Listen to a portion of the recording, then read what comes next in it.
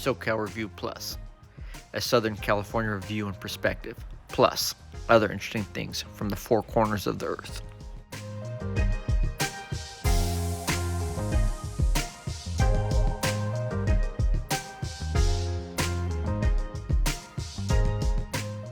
Today we're going to show you how to plant asparagus roots in under a minute.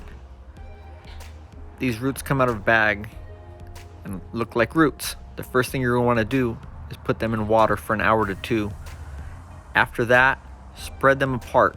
You're almost going to spread them apart so they look like a face sucker from the movie Aliens. But once they're spread apart, you can plant them and then cover them up with soil, and then you're pretty much done. That's how you plant asparagus in under a minute.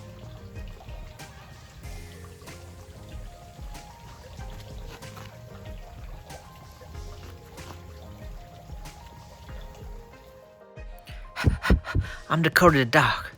Make sure you like, subscribe, and share with your friends on your Facebook gardening channels.